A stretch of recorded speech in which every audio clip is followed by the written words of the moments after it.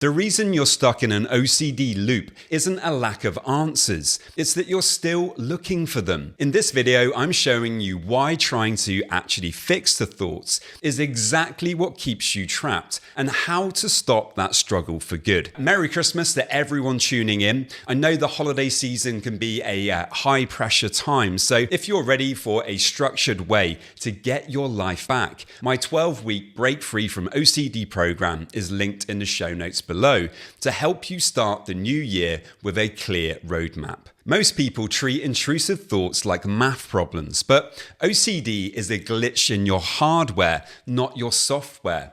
Using logic to solve a thought only tells your brain that the threat is real, which makes the thoughts louder and more frequent. To recover, you must actually leave the question unanswered. Imagine being handed a Rubik's Cube and told that you must solve it, or something terrible will happen to you or your family. OCD is that person handing you the cube, but recovery is simply putting it down on the table. You don't have to fix it or make the colors match. You just let it be a mess while you go about your day. The next time you feel an itch to figure something out, try labeling it. This is a solving urge, not a real problem. The goal isn't to make the thought go away, but to stop the work that you're doing to fight it. When you stop the work, your brain eventually realizes there is no danger. Stop looking for that perfect answer that doesn't exist. Leave the puzzle unsolved today, and that is how you get out of the trap and actually begin to start winning against the OCD.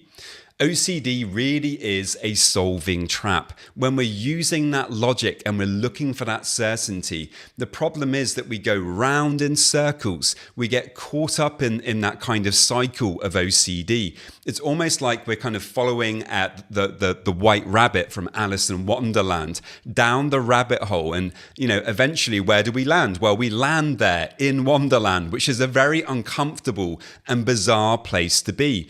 Unfortunately, once we start overthinking, over-analysing, looking for certainty, that's where we end up. We end up in this very strange place where we almost feel that we can't trust ourselves anymore. The anxiety is so high, the discomfort that we're experiencing in the body, the intrusive thoughts are so horrible. Nothing kind of feels real anymore apart from that visceral feeling of anxiety in your chest or in your stomach.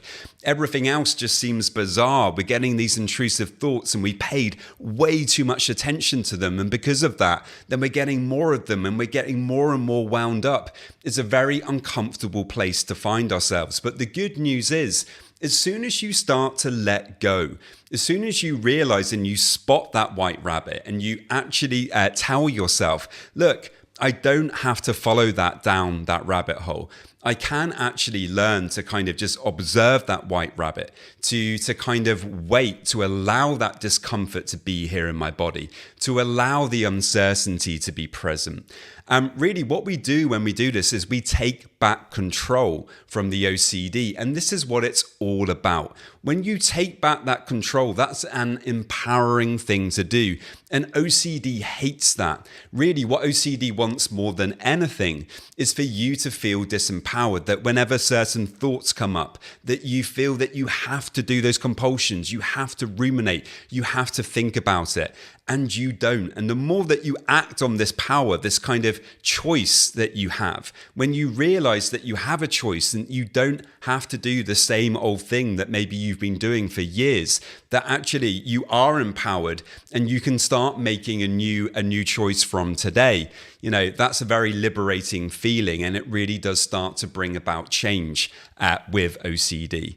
So a very Merry Christmas to you all. If you are struggling, remember I do have my 12-week program. It includes one-to-one coaching sessions, weekly videos, worksheets, meditations, all sorts of things to help you to break free from OCD and anxiety.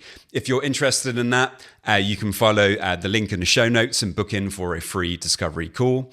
Many thanks, and I will see you next time. This video is for education only. It's not therapy or medical advice. If you're struggling, please speak with a licensed mental health professional.